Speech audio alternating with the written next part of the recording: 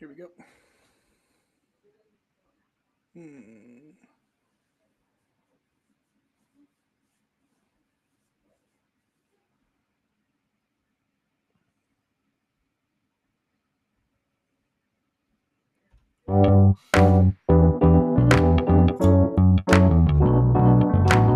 Powered by Riverside.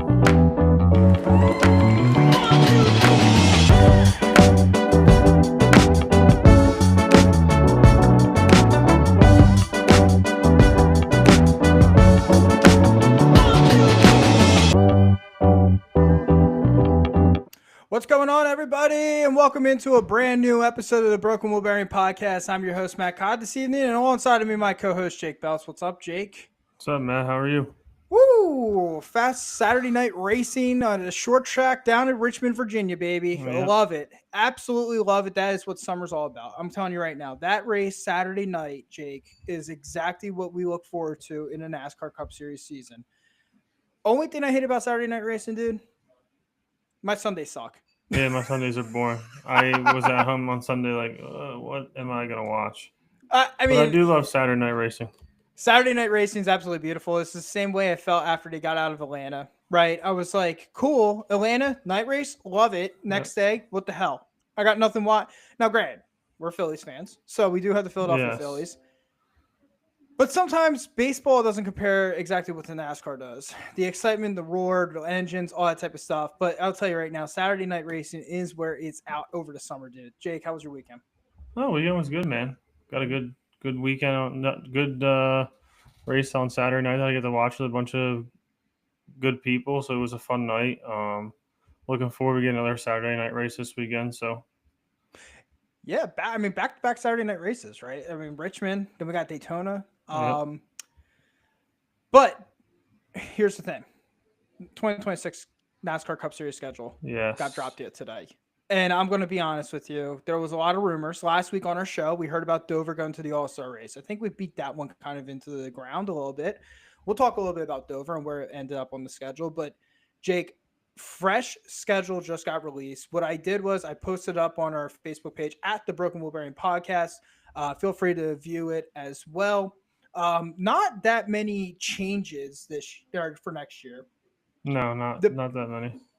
The big one, obviously, coming out in 2026 on the schedule. We already knew San Diego was coming onto the schedule. We knew that was going to be Father's Day. We talked about that a couple weeks ago.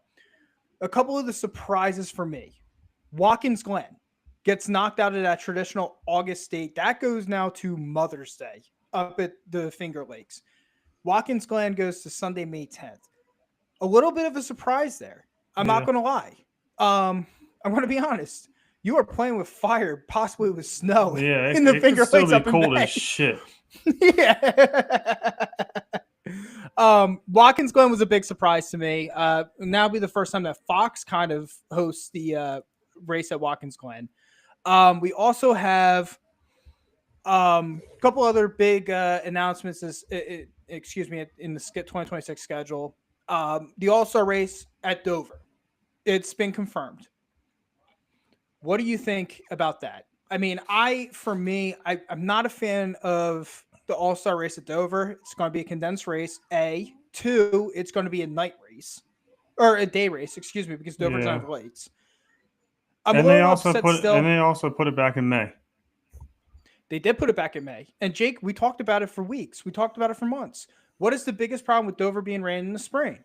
That is Delaware's rainiest time of the year. Mm-hmm. So not just are we going to have an All-Star race at Dover, but you're going to have a Monday All-Star race, most likely. Yes. So as mentioned last week on the podcast and on the show, what took Dover's place in the schedule? Well, that is North Wilkesboro. North Wilkesboro Speedway will become an official points race. That race will be done on Sunday, July 19th, and that'll be on TNT.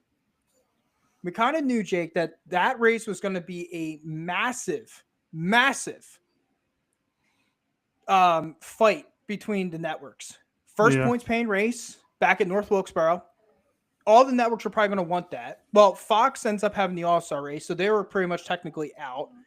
North Wilkesboro slides into the TNT portion of the schedule. So that TNT portion is going to be Sonoma, Chicagoland, which now returns officially on the 4th of July, Atlanta July 12th, North Wilkesboro July 19th, and the Brickyard on July 26th. That is your TNT slate. I want to go back to Chicagoland.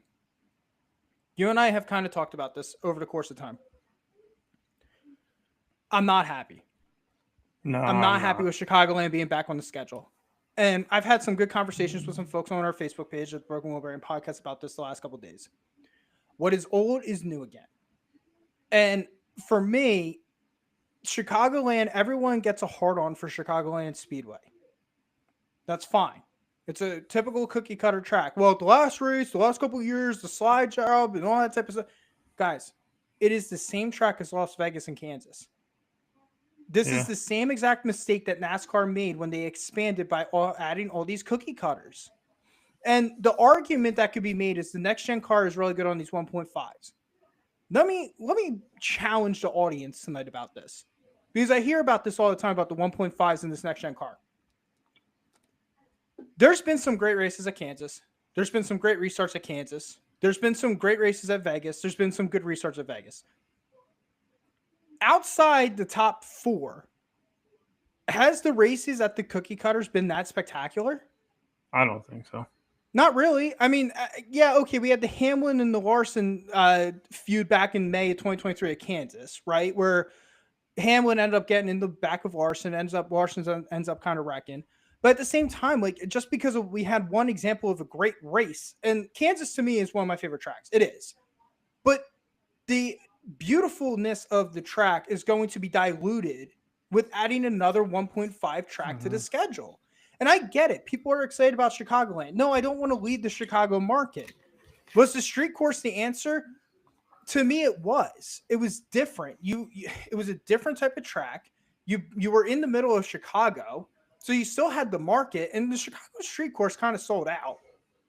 Chicagoland, the last couple of years of attendance, now granted, 2019 was a little rough because we had that massive rain delay, and then they ended up finishing under the lights. So a lot of people ended up leaving. I can't fault them for that. But Chicagoland, the stands were not filled. And I get it with the return of it. The first race back at Chicagoland is going to be sold out. I get it. It's going to be sold out. But I don't care if it's sold out year one. I want to see what happens in a 5-year progression. Yeah.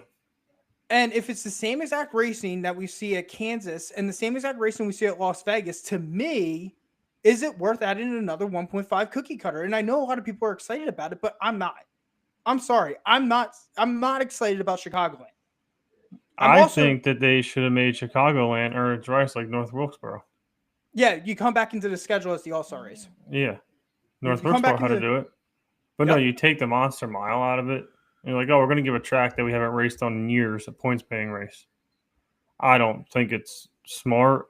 I also don't like that TNT got – I know North Wilkesboro has been back, but I'm not kind of happy that they got both tracks that are going to be a new track and a new track for points-paying race.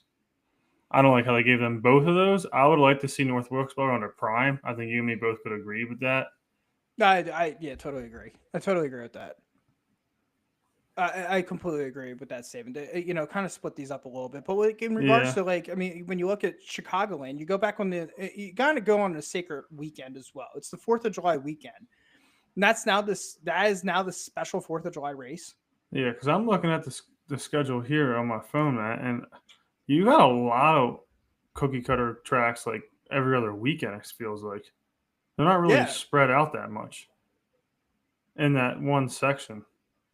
No, I mean, they're not. I mean, the section, if you're following on your phone, Jake, I mean, the section I'm looking at is right after Charlotte, the Coke 600. Yep.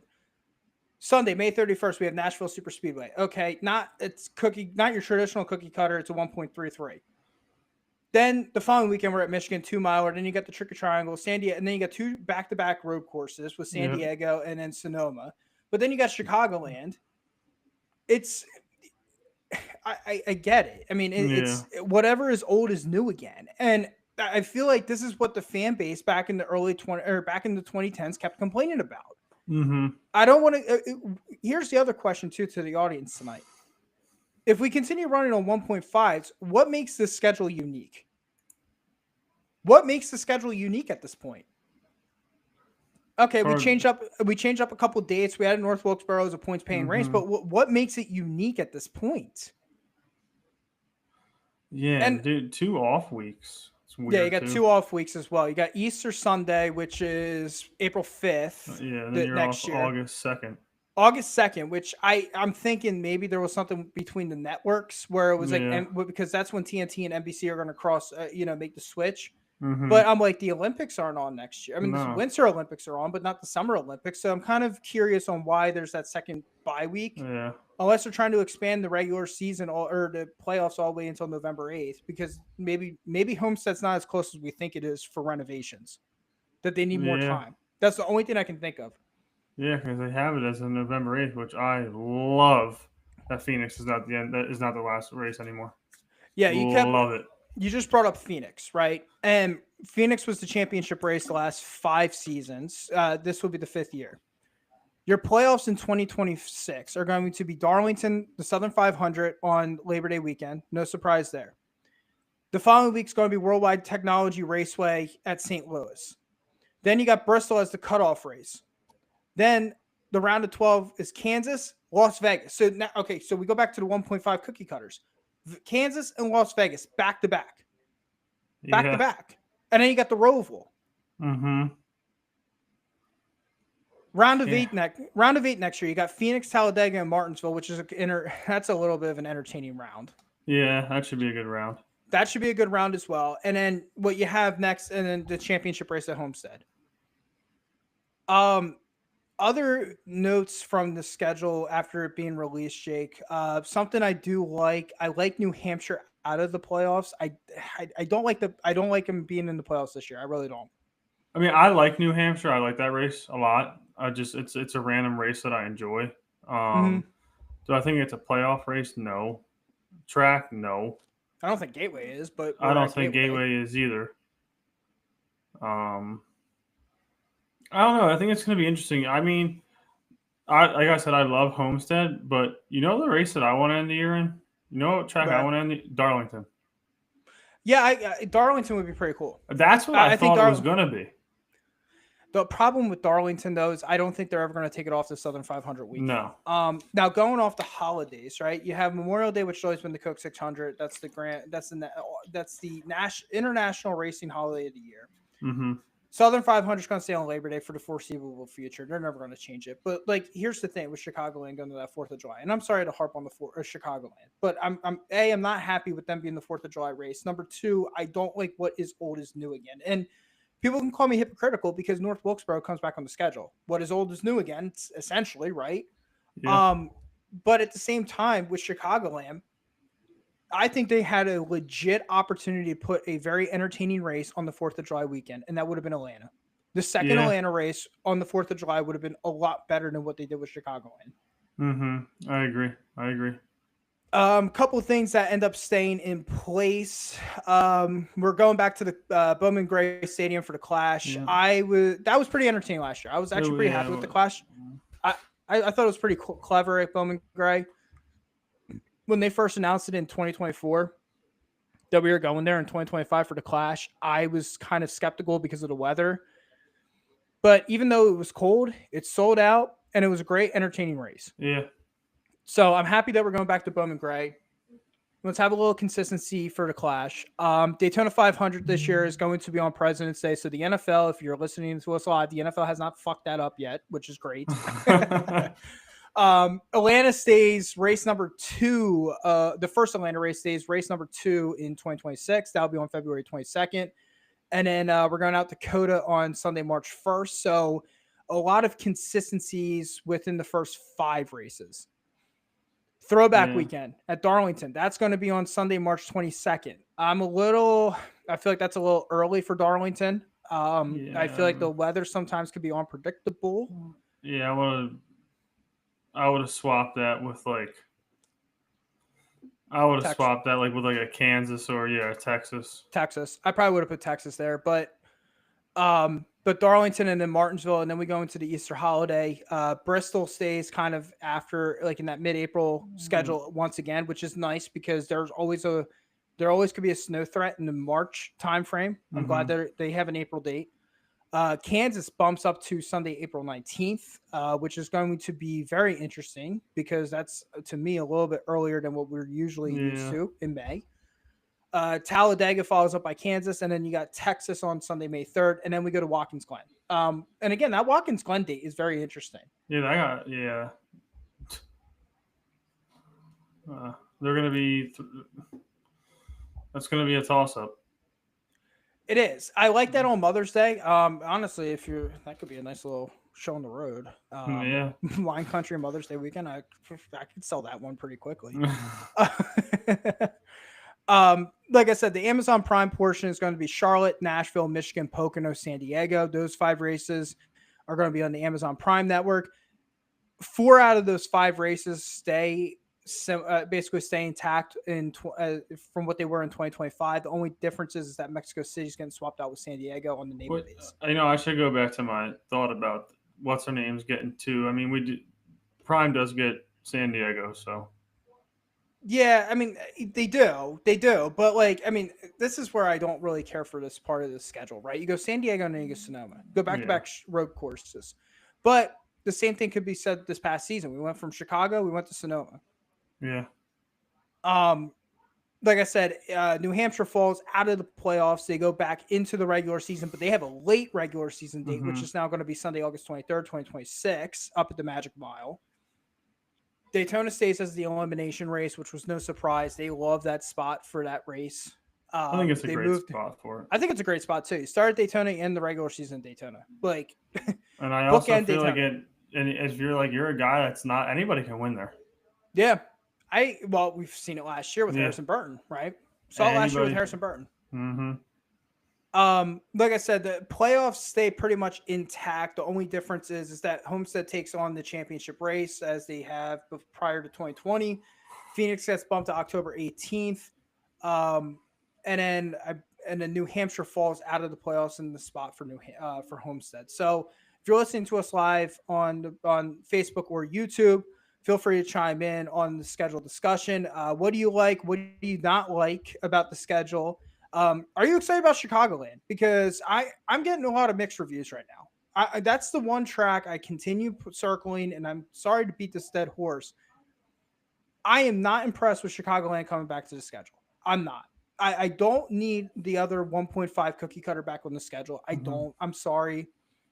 And everyone's sitting there going, well, this next gen car is going to be great on the 1.5s. It does well in Kansas and it does well in Vegas. That shouldn't be the answer to add another track that we abandoned back in 2020. And now, granted, Chicagoland didn't get a fair shake. The pandemic happened, they basically abandoned it. Mm-hmm. But at the same time, the attendance was falling apart. And I get trying to stay in the Chicago media market as you want to, but we have so many tracks in the Midwest at this point. Do we need to add another race at Chicagoland? My answer, and I will continue saying this, is no. And I could be wrong. We could get to July 5th, 2026 next year. At the end of that race, we could be on the show, Jake. And I could be like, you know what? I'm eating crow. That was one of the best races I've ever seen in my life. Yeah, it's true. Guess we won't know until then.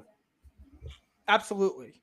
But, Jake, while we were talking, a couple comments came on board. Got to share. I was hoping you were going to read my bio. Lance checked in. He goes, my weekend was good. Well, thanks, Lance, for chiming in on your weekend. That was really nice. I'm sure it was really good. He also said his next comment will show on stream. Bubba should have won the race. We'll talk about that at Richmond. I mean, he is a huge Bubba guy. That 23 car did look good at Richmond, but again, we'll talk about it in a second. And Jessica checks in. We'll show it on stream. I agree with Lance. Bubba should have won this weekend. I think a lot of people are probably thinking the same thing. Again, if you're listening to us live, on Facebook and YouTube, feel free to chime in on the Blown Engine chat line. Wide open. We'll read your comment on air. What do you like about the 2026 schedule? What do you not like about 2026 schedule? And if there was something that you would change, let us know. Let us know. Like, I think Jake and I are in agreement that Chicagoland should, if you wanted to have a race in Chicagoland, should have been the All-Star race, not the 4th of July. I think that they're catering to the Chicago market. Does Chicagoland have lights? It does. Yeah, it should have been the All-Star race. It should have been. Lance again, he checks in. Put a track in Philly. Well, there was discussions about Yeah, that. they talked There about it. was. There was. I think that'd be pretty cool. I mean, but again, though, that goes back, Jake. I talk about this all the time. That should, I think personally, for me, on the 4th of July weekend, it should be a celebration of America. And Yeah. what we should be doing is going to all these different cities throughout this country and doing a street course and put it on a 10-city rotation. Yeah. This year was San Diego, which I'm excited about. In 2026, it's going to be San Diego. We did Chicago. We're going to do San Diego. 2027, try a different city. No, I agree. Bring the race to the cities. Bring it. I mean, this might be the first and only time that these people, some people are exposed to NASCAR racing. Yeah, and it clearly works. And you're trying to. I mean, listen, I hate Formula One more than anybody. I think it's I got to stick up my ass racing. It's not real racing. Shut up. But at the same time, if you're trying to mimic that like atmosphere and all that type of stuff, I think that's the best route you have to go. So, all right.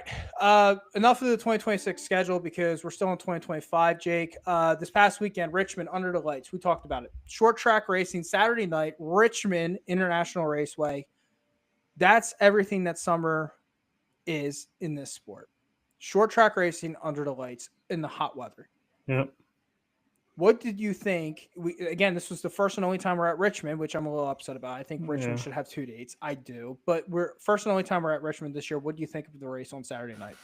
I thought it was a good race. I mean, I was surprised at some things. I mean, there was a lot of cars going forward, a lot of cars going backwards. I thought it was a really interesting race. I mean, I truly, and eating my own words saying this, I really think Austin Dillon raced the best race of his career. I totally agree. On Saturday night. Like that, and the fact of what happened last year, I think it was good for him to kind of put that behind him, put a staple on, like, okay, I can win a race cleanly. Because the bullshit he pulled last year should not ever be in NASCAR, but no, it was a dominant race by that 3 car. I mean, I wasn't upset to see that. Yeah, I mean, I was absolutely in our pre-show discussions. We talked about this. Credit to where credit's due to Austin Dillon, right? Last year was probably the biggest controversial call in NASCAR history. The dude wins the race, gets himself in the playoffs. Spotter gets caught for saying "wreck him." Wrecks Joey Logano and Denny Hamlin in route to that victory. NASCAR had to make the decision. They did. And for me, I thought it was a right decision. I did. I thought that NASCAR made the right decision by basically saying the win counts. You're not in the playoffs, though. Come on. Like you can't win that way. That's intentionally wrecking somebody. What I was really happy to see on Saturday night, and like, listen, I'll shit on Austin Dillon. I shit on him all the time. I am the biggest Austin Dillon hater ever. I don't care. I will never say that his grandfather gave him his ride. I won't say that because sponsorships come into play and all that type of stuff as well. So clearly there's people outside Richard Childress that believe in Austin Dillon. My problem with Austin Dillon is like, dude, that number 3 should have been sacred. You should have never pulled it out. You were not talented enough to ever race that car. There was only one driver at that time that could have done that. It was Kyle Busch or Kevin Harvick. But I will say this about Austin Dillon on Saturday night. That was a heartwarming ending to everything that happened almost 365 days ago. Austin Dillon, to me, he qualified well, qualified 11th. He had great practice times. A lot of people didn't believe in this 3 car. Came back with the same setup as last year. Ended up, to me, as the race went on later in the night, that 4th quarter that he pulled was one of the best drivings I've ever seen in his career. Mm-hmm. I think that was incredible strategy to pit him before Ryan Blaney pitted, right? Get the lead, pit immediately after you get the lead, and then go from there. I think because Blaney was racing a really good race too. Yeah, first time he actually did well at Richmond. Yeah, I was surprised to see him up there, but I personally think they had a way better strategy. Way better strategy than the 12 team, and it worked. At first, when he pitted that early, I didn't think it was going to work. I agree with you. Totally agree. I was like, all right, it worked. It was a smart call. It was a smart call by the 3. And to be honest with you, in quarter 4 of that race, there was no doubt, ifs, ands, or buts or doubts about it. That car was the best car of the night. Oh, yeah. When we got into the 4th quarter, Austin Dillon had the best car on the track. And granted, sometimes there is luck.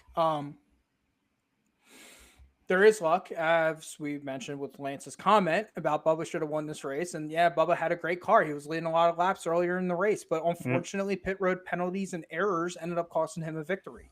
You need 4 tires to go around a track, not 3. I mean, I will say this: like, you gotta give Chase Briscoe's crew a lot of credit. This year. I mean, dude, yeah. What they did was times, awesome. How many times has a Toyota tire gone off in pit road, and James Small is the one that has to catch it? It was Christopher Bell, Bubba Wallace all throughout the season.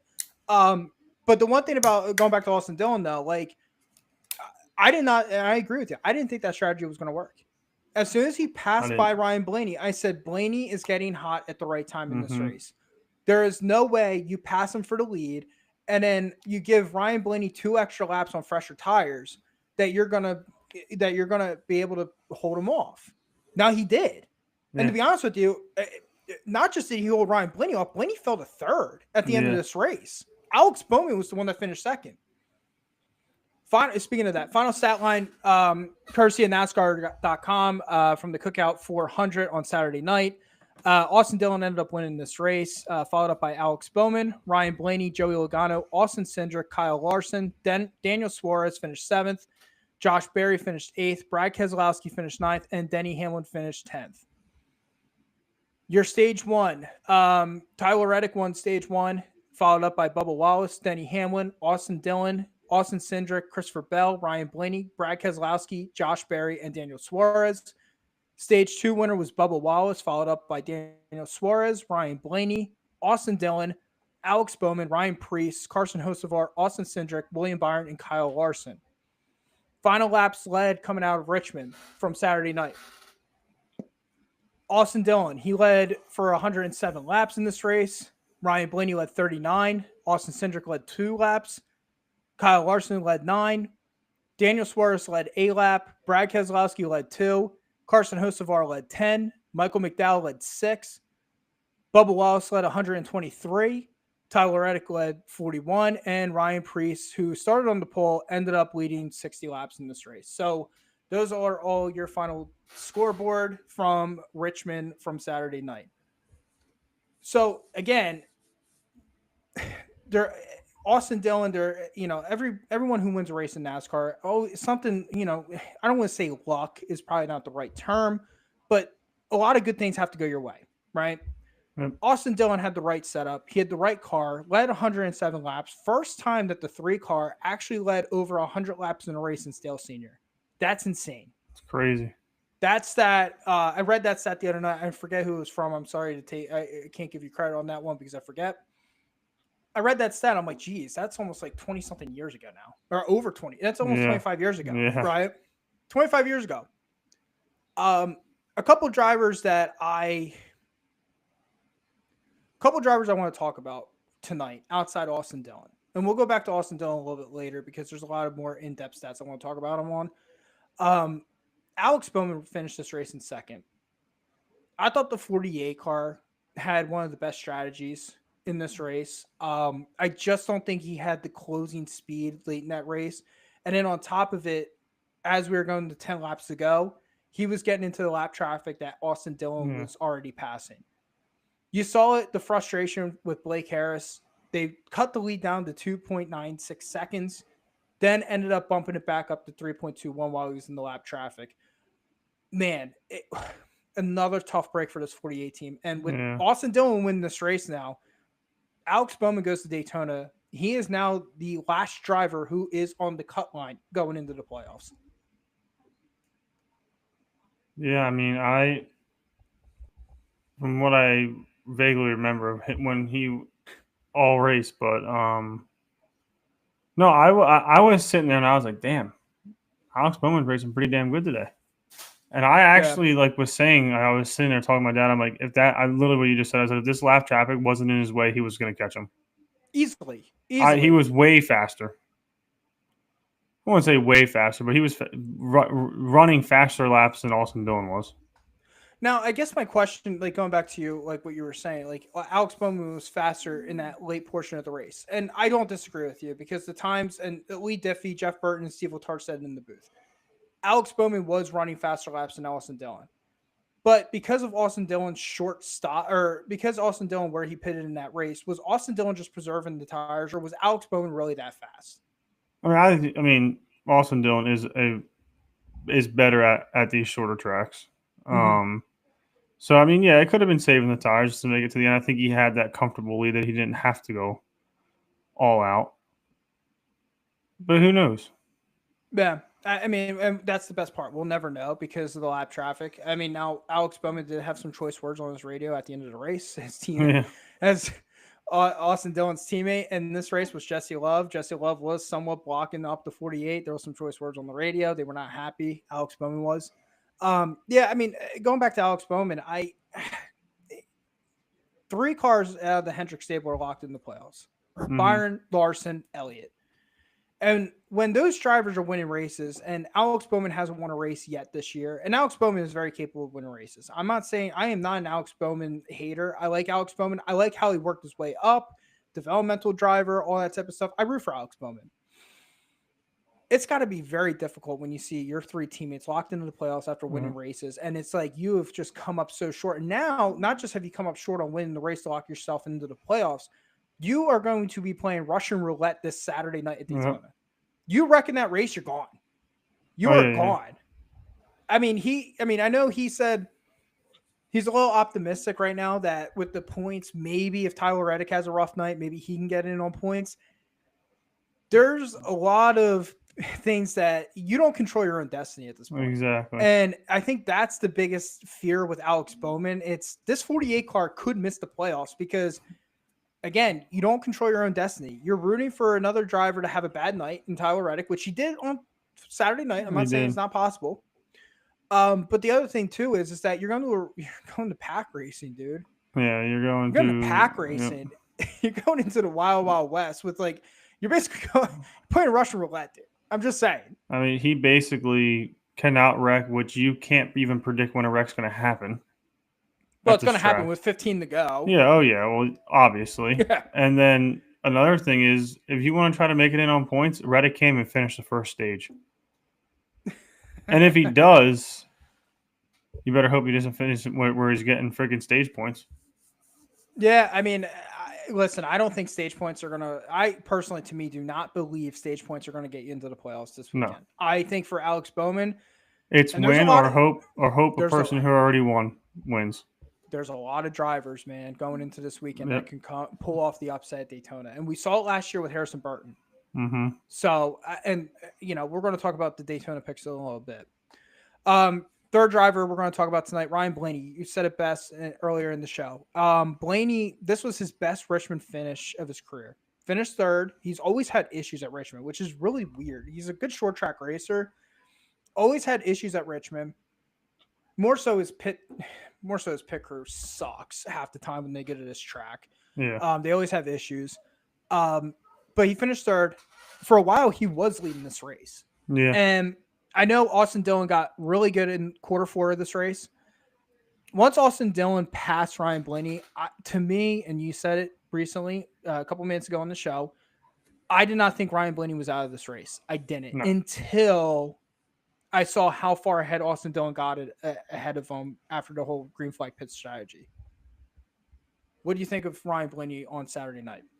No, I think he raced the same race that Austin Dillon did. I think it's just like you said, it came down to that final quarter. Yeah.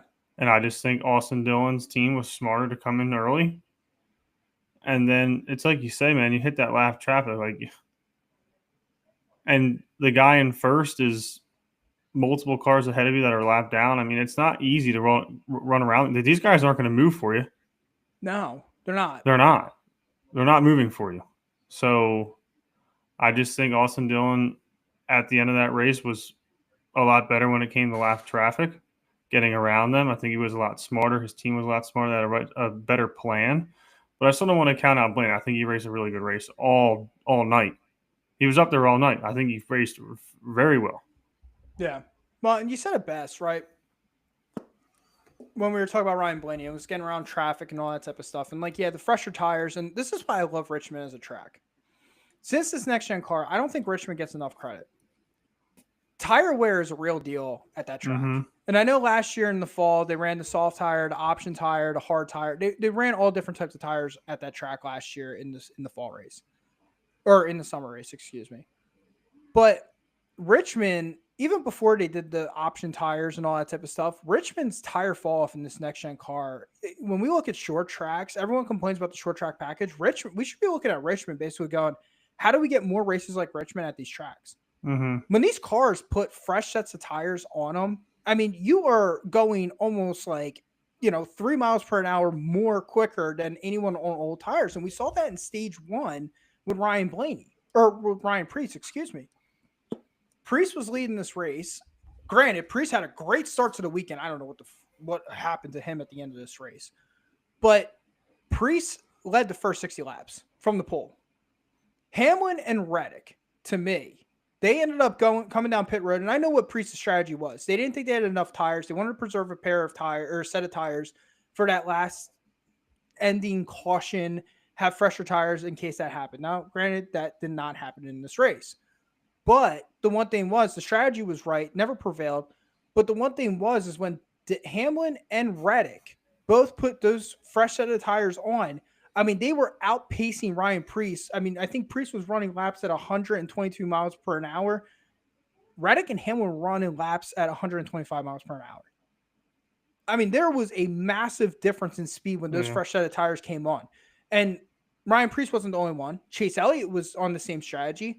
And once you saw Hamlin and Reddick in that first stage put those fresh set of tires on, you saw Preece and Elliott kind of slide. And when they slid, I mean, they were gone out of the top 10 within 10 laps. And that's one thing I really like about Richmond. I'm a little upset, and I'm going to gripe about this a little bit. I wish that we had 2 Richmond dates still. I really do. Because I think that the short track racing at Richmond has absolutely been one of the best in this next gen car. I don't know what it is. Austin Dillon even said it after he won the race. He's like, there's something about this track and prevailing and preserving tires. You still have to preserve tires at that track. Yeah. No, I would like to see Richmond like in a late April, early May. I would love for that. Yeah, right. During that heritage run of tracks, Darlington, Martinsville, Bristol, and Richmond. I always said heritage tracks should have 2 races. I don't care. But again, though, we get the stupid ass Chicagoland back. Sorry. But going back to your point about going through traffic, a couple drivers had issues on pit road and got pit road penalties early in this race. Chase Elliott, Denny Hamlin. Chase Elliott and Denny Hamlin started stage 2 in the back of the pack. Hamlin was able to, it's crazy to say this, but Hamlin was able to salvage his night. He finished in the top 10. Hamlin was able to go through the field. Chase Elliott had a lot of issues going through the field. When he was not in the front of the pack in that clean air, Chase Elliott had problems getting through drivers like Cole Custer, Justin Haley, all those cars. Because I'm looking at the scoring pylon. I'm like, where the hell is the 9 at? The 9's still stuck behind some of these half-ass drivers because he can't get through them. And I don't know what it was. And again, it cost Chase Elliott his night because he got stuck back there. And what happens? The big wreck ends up happening in the middle of this race. Yeah, I mean,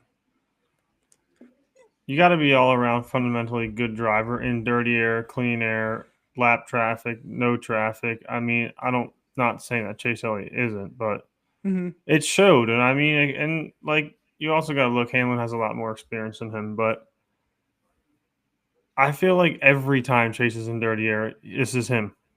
Yeah. I can't go anywhere. And you can hear him, I can't go anywhere. I can't go anywhere. But then there's guys going by him. Yeah. So after it happens so many times, and this has happened multiple times for him, you really can't blame the car when other cars are going by you. Yeah. At some point, you got to be like, dude, it's you. Yeah. I mean, Hamlin didn't have that issue. Denny Hamlin did not have that issue at all. No. Hamlin actually loved getting penalized on pit road so much on Saturday night. He got penalized twice in this race. Yeah. and he still finished 10th. I thought after the second one, I was like, okay, now you're done. Yeah, I was like, yeah, you're a wounded duck. Yeah. It was like playing duck hunt. I was like, yeah, you're done. You're Guy done. drove through the pack and then go back. I'll be honest with you. I was impressed with Denny Hamlin. I mean, he raced pretty well. 2 pit road penalties, and he ended up finishing in the top 10. Final point on Chase Elliott. I know I was talking to a couple people. I was texting a lot of people on Saturday night, you included. Was Kyle Busch at fault for what happened to Chase Elliott? I don't believe anybody. I don't think either one of them were at fault. At first, I said, yeah, that was Kyle Busch. Then I watched it the second time. I was like, maybe that was Chase Elliott. Then I watched it in slow motion. One car was going up while another car was trying to go down. And they just collided.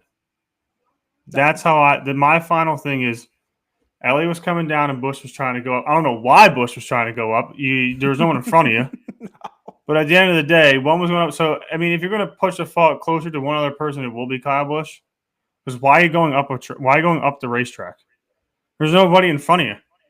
Yeah. But so Chase Elliott ended up talking to Kyle, or they interviewed Chase Elliott this week, and they asked him, they were like, hey, was it Kyle Busch's fault? And Chase Elliott basically said, no, it's just one was going down, one was coming up on the track, didn't see each other, spotters didn't talk. Chase Elliott ends up in the wall. Unfortunately, his DNF streak ends this past weekend at Richmond. Talk about the driver of the 9, 3 straight weeks, really, really bad performances. Iowa, he finished 14th, not terrible. Watkins Glen finished 26th. Again, we talked about it last week. I did not have Chase Elliott getting circled as his first finish below 20th at Watkins Glen. And then this week he ends up DNF and finished 35th in this race, I believe. No, 38th. We talk about it all the time, Jake. Drivers trying to get momentum into the playoffs. Yeah. Over the summer stretch. And I keep thinking back on it. After Atlanta, he was getting momentum. He was starting to get momentum for that playoffs. And the last 3 weeks, I'm going to tell you right now, that 9 needs to figure it out, because if not, it could be a short playoff stint for Chase Elliott. I mean, no, we're talking about Richmond, but we had a regular season points champion this past weekend. So, and I said, what did I say 2 weeks ago? Chase Elliott's got to fight for that. Yeah, well, it's done. Dude, you're going into the what? How many playoff points has he got? 8? 6. 6? He's got 6. He's got 6. Yeah. The one thing with Chase Elliott too, we went into Iowa. He was the points leader. Yep. He was the points leader going into Iowa. William Byron clinched the regular season championship. Ian checked in on our Blown Engine chat line. Let's show his question on the stream. He goes, when it comes to the short track package that we saw at Richmond, what grade would you give it compared to the other short tracks on the calendar? That's a really good question, Ian. I'm giving it a solid B+. I'm giving it an A. I'm giving it an A. I was really, really impressed with what I saw at Richmond this past weekend. That, to me, Richmond this Saturday night was the best short track race. I mean, Iowa was really good a couple weeks ago. Richmond was just right there with Iowa. Yeah, Iowa was, yeah. I would say an A. I would give it an A. I thought Richmond was really good. I mean, you had drivers that were able to go through the field. I mean, I know we were just talking about Chase Elliott not being able to go through the field, but that wasn't for all drivers. Denny Hamlin got through the field. Austin Dillon got through traffic. Alex Bowman was unable to get through traffic. But all racing surfaces were covered in this race. I mean, we saw Chastain kind of go up on the high line. We saw multiple drivers go up on the high line. They were making passes. I was really impressed with Richmond in general. The other thing too is that I don't think that this to me was a surprise, because Richmond in this next gen car has been the best short track in this next gen car. It has. And for them to lose their second day, it kind of sucks, because I'm like, damn, I could take more races like this. I would love to have more races like this on the schedule. Yeah. Yeah. I like Richmond. I look forward to Richmond. Yeah. I mean, my favorite is Bristol, but that's just me. I love Bristol too. Don't get me wrong. And I do love Vegas. I mean, people sometimes say Vegas is a boring race. I like it. My boy dominates there, so it's fun to watch. But no, Richmond is a really, really good race, and it's a fun race to watch. I love watching night races. Yeah, I mean, yeah, and again, I mean, in regards to this package this past weekend, I think that NASCAR needs to implement that. Whatever they did at Richmond on Saturday night, they need to implement it at Bristol. They need to implement it at Martinsville. The problem is Martinsville is my favorite track on the schedule. I've been to Martinsville twice. Last year, I took the podcast down there. I went down there back in 2018. It is the most beautiful. I mean, like outside Daytona, I say if God created a racetrack, that's the racetrack is Martinsville. Yeah. The problem with Martinsville at this point is that you can run on 4 tires now for almost 180, 190 laps. That's not Martinsville. So whatever they did at Richmond, you need to implement it at Martinsville and wherever in Bristol as well. Because Martinsville's fun. Martinsville's awesome. I mean, again, beating and banging. If you've never been to Martinsville, I'll tell all of our audience this. If you've never been to Martinsville, do yourself a favor, go to Martinsville. I mean, off topic. I mean, it's a lot of fun. The track's in the middle of a town. The track's literally in the middle of a town. There's residential homes right next to the track. I mean, it is, and one of the best parties I've ever been to, by the way. It's like the Green Bay of NASCAR. It is. It literally is. But again, though, I mean, whatever happened at Richmond this past weekend, you need to implement that. It's probably one of the best Richmond races I've ever watched. For a long time, for a very long time. I mean, I think still to this day, the best Richmond race is when Kyle Busch ended up taking out Dale Jr. Because I just love Kyle. I love how reckless Kyle Busch was in his younger career, and you knew that they were going to hate on him at the end of the race. But no, that was a good question by Ian. Thanks again for checking in on the Blown Engine chat line. Couple other things I want to take note from this past weekend. You were talking about going through the field. Joey Logano started this race in 38th. He had an issue in practice. Ended up having to go to I think they went back to a backup car. Yes. You know where Joey Logano finished? 4th. Yeah, I was going to say. I was going to say top 5. He finished 4th. Actually, really good day by Penske in general. Ryan Blaney finished 3rd. Logano finished 4th. Cindric finished 5th. Yeah. Cindric sucks at this track. And he even admitted it in his post-race interview. He's like, when you stink at Richmond, you can't hide at Richmond. And no. I mean, Austin Cindric did a really good job. I mean, he basically broke his career averages this past weekend. Finished this race in 5th, but Logano starting 38th in this race. And he was moving through the field all through stage 1. Now, granted, a lot of tires, a lot of pit strategies and all that type of stuff worked to his advantage. Ended up finishing this race in 4th. So, yeah, I mean, you had drivers that were able to get through the field. You were. And that's something that I can't say a lot about the short track package in this next-gen car. And we saw it on Saturday night. Yeah, I mean, Larson started 30th, finished 6th. Yep. Again, a lot of things fell in his way, but a lot of things fell in his favor. But again, though, like we were talking about Austin Dillon, a lot of things have to fall in your favor in order to get that victory or get yourself in the top 5. So, couple of drivers I was disappointed with. Jake, what is one driver you were disappointed with this past weekend? Tyler Reddick. Yeah, in all capitals. Great one.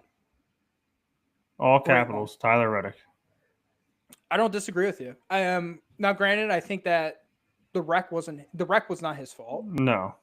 Suarez and Ty Gibbs were battling. They ended up getting loose. Got into Tyler Reddick. Reddick ends up crashing into the tri-oval. He ended up finishing this race and we were talking about Bowman being on the cut line at this point. With Austin Dillon's victory, Tyler Reddick now sits 15th in the points. Now, I do believe that he is safe off points. But at the same time, you finish 34th in this race. That's and the other thing too with Reddick is he had race-winning speed. Yep. Yeah, I saw a little bit of practice online. He was fast. Yeah, I agree with you. I mean, he had a really fast car. He qualified 2nd in this race. Really good practice times. This is a very good Toyota track, by the way. Richmond is very good to the Toyotas. And to be honest with you, he ends up getting caught up in some nonsense and. Really, not just did it wreck his day. I mean, it dampened him in the points. And the worst thing that could have happened, Austin Dillon winning this race. One driver I will say I'm very disappointed with from this past weekend, Chris Buescher. And honestly, 2 out of the 3 RFK cars. Preece started on the pole. I don't know what in God's creation happened to Ryan Preece in this race. Yeah. Ryan Preece finished 35th. I get it. He had that strategy where he was trying to preserve that fresh set of tires at the end of the race. that caution never came out. But at the same time, I mean, he finished 4 laps down. He led the first 60 laps of this race. Yeah, it's nuts. But going back to Buescher was one of my picks going into this weekend. Mm-hmm. I like Chris Buescher at Richmond. I like RFK in general at Richmond. Chris Buescher finished this race in 30th. 2 laps down, qualified 12th, never really had that race speed that we were accustomed to seeing at RFK Racing at Richmond. And they even talked about it in the booth. They're like, where is Chris Buescher? Yep. Chris Buescher is struggling in this race. And that's not something I expected to see from the 17 going into this weekend, especially now that all 3 RFK cars are completely out of the playoffs. Yeah. With Austin Dillon's win. So it could be a big weekend down at Daytona for RFK Racing. I think you're going to get a good weekend out of all 3 of them. I think you're going to get a good weekend from a lot of drivers. Yeah. Jake. I really do. It's going to be that's why I love that it's at Daytona, man. It's nobody's giving away nothing. No, I agree with you. You want that position, earn it. I totally agree with that. Since we had a lot of conversations about Bubba Wallace on our Blown Engine chat line, let's talk about Bubba Wallace before we close. Take the checker flag on Richmond. Well, not the checker flag, but before we get back to Austin Dillon for the final time. Bubba Wallace, 123 laps led in this race. I thought we were getting another Bubba Wallace victory. Man, I mean, when it rains, it pours on victory lane, and that's what happened to 23. I mean, he was basically in this race all the way, and I mean, he won stage 2, so he collected another playoff point, which is really good for the driver of the 23.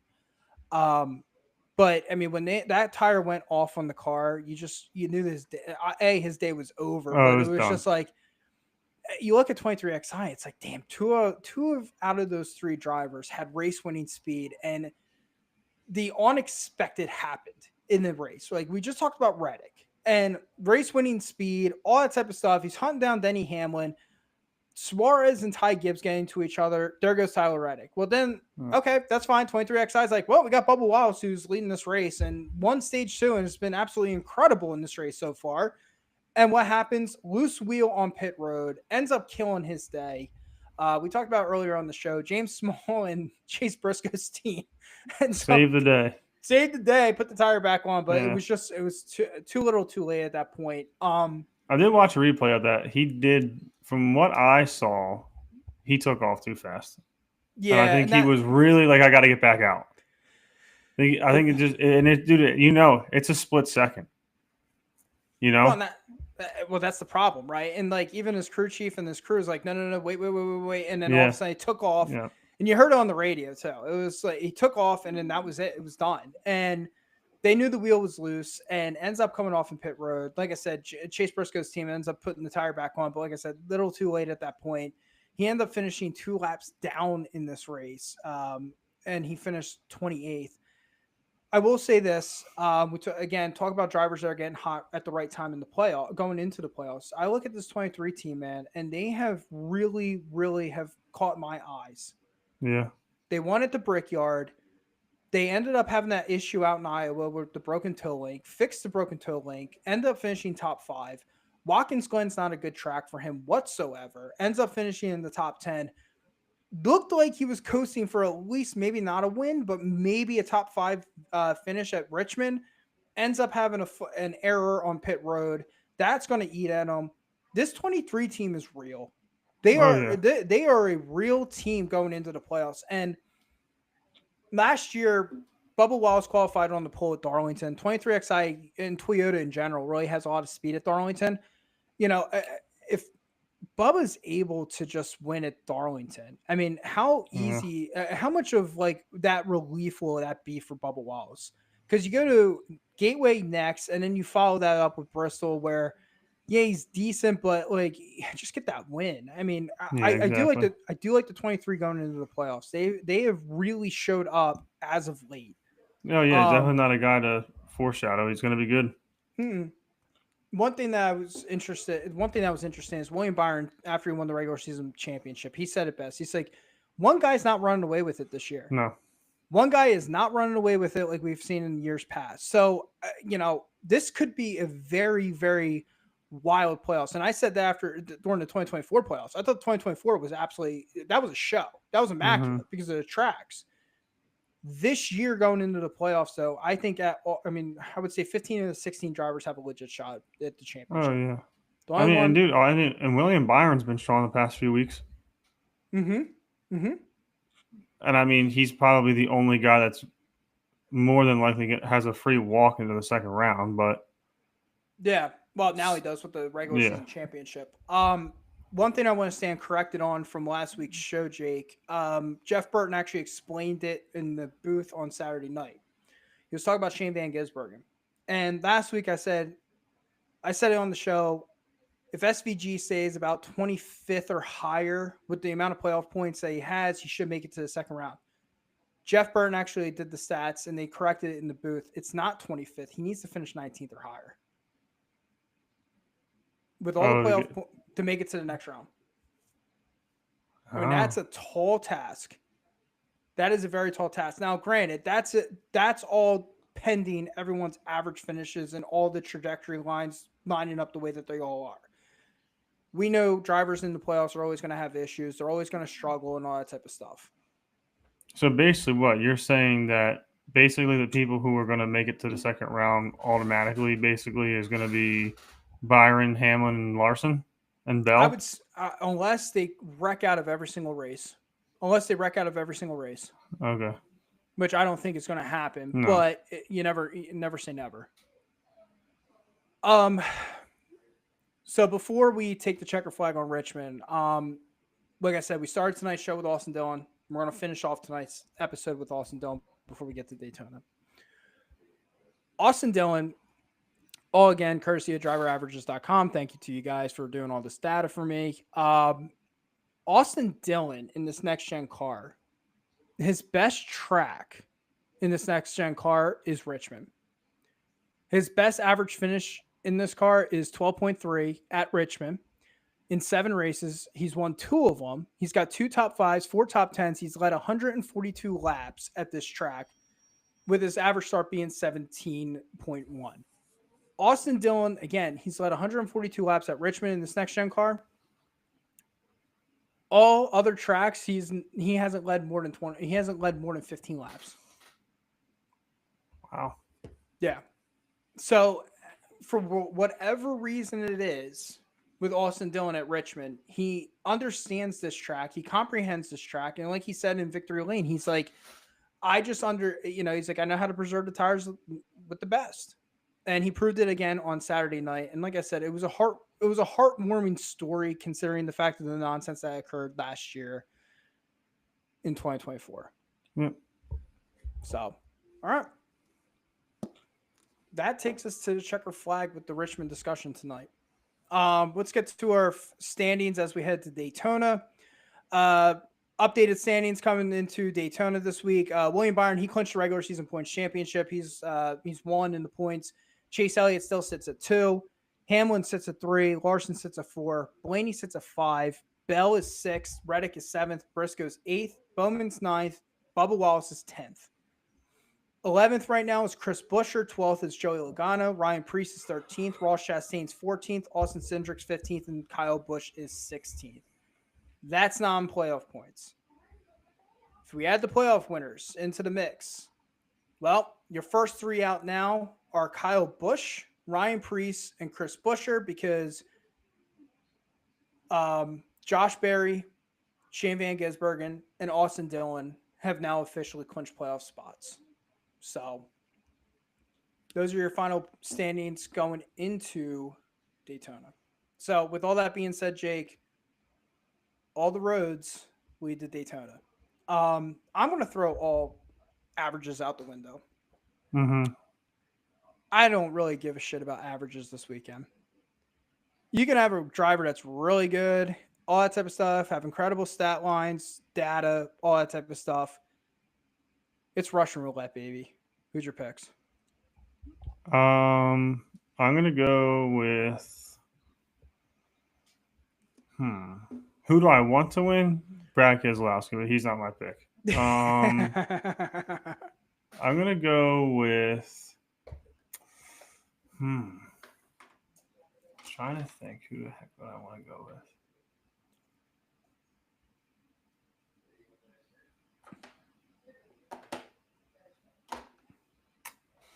I want to say Chris Buescher. I feel like RFK has to win this race, right? I feel One of like it's those going to be drivers Chris have to. Buescher. That's who I'm going to pick. Well, Buscher's won here in 2023. Yeah. But again, throw it all out the window because it's Russian roulette, baby. I'm going to do Chris Buescher or Ross Chastain. Ooh, Ross. I mean, another driver that needs to kind of step it up going into the playoffs. And he's usually pretty good at Daytona. Yeah. Those are some good ones. Okay. My picks this week, again, everything comes down on the line to Daytona, right? All roads finally end at Daytona before the playoffs. 3 guys. First one, Brad K prevails. I love Brad K. I'm going Brad K. Wow, shocker. Matt's going Brad K on a restrictor plate. That's his pick. Wow, shocker. Cover me shocked at this point, right? I'm going Brad K. That's my dude. I'm sticking with him. He gets in the playoffs. 2 other drivers I really, really like. I'm actually going with drivers below the cut line. I really am. I think we're going to see someone below the cut line win this weekend. Can't put my finger all around it because, again, it's Russian roulette. We could see Justin Haley win this damn race. Yeah. I don't know. Carson Hocevar is another guy. Ricky Stenhouse Jr. How many restrictor plate wins have we seen him win? Yeah, that's true. Brad's my number 1 choice. But 2 other guys I really like. Eric Jones. I like Eric Jones a lot this week. I think the Toyotas are all going to work together. They're going to do that back of the pack momentum movement and all that type of stuff. Yeah. I like what I see with Toyota going into the week. And Eric Jones almost won this dual race back in February. Yeah. So that driver of the 43 and Legacy Motor Club, whatever they found over the last 25 weeks, they actually have speed to run in the front of the pack. I like Eric Jones as pick number 2. My 3rd pick this week, I am going to probably shock the world. I'm going Daniel Suarez. I thought you were about to say Hocevar. I was close to saying Hocevar. I'm not even going to lie. I was close to saying Hocevar, but I am going with Daniel Suarez.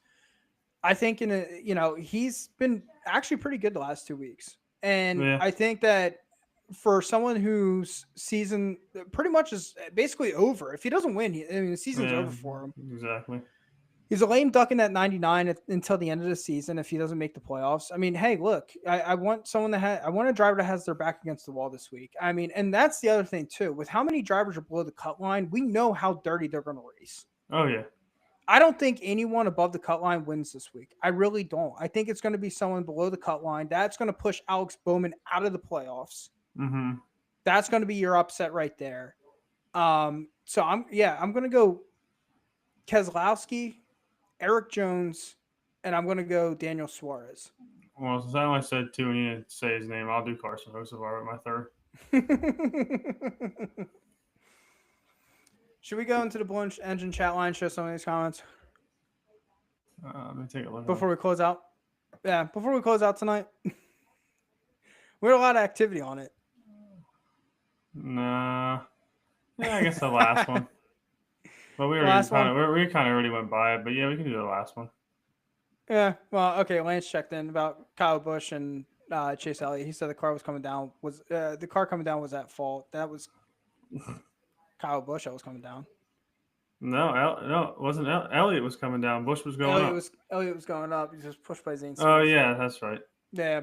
The guy who wasn't even in the room when it happened. I mean, I don't know if I should share that one. No. Keep that PG. I think that's good. Yeah. All right. So with all that being said, I mean, that wraps us up. Second to last race of the regular season, Jake. All roads lead back down to Daytona before the playoffs. Yep. All roads lead back to Daytona. It's going to be exciting this weekend. I mean, there is a lot of drivers that have a lot of talent that are either on the cut line or below the cut line at this point. That's why I keep saying, throw the data out the window. And I'm a stat guy. And this one hurts this week. But I just have a strong feeling someone below that cut line is going to win this race. It's Daytona, man. Stats don't matter. It's Daytona. So with all that being said, we're taking the checker flag on tonight's episode. Jake, appreciate it this week. I will have plenty of time now to finally post all the episodes on Spotify. Yes, you and will. iHeartRadio and Amazon Music. They will be coming. I promise you guys.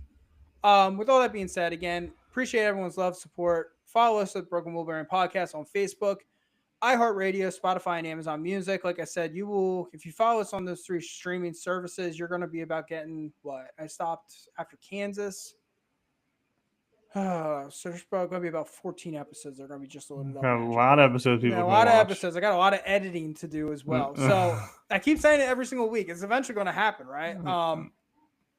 Maybe someone said it. They're like, "Man, you have a lot of episodes," and I'm like, "Yeah, I mean, we podcast every single week. I mean, yeah." So it maybe got in my head. I don't know. That's why I stopped it. I don't know. I like the live shit. I do like the live shit. But yeah. With all that being said, enjoy your Daytona race weekend. If you're going down there, I saw a lot of fans already lining up to be at the racetrack Saturday night. 2 back-to-back Saturday night races, Jake.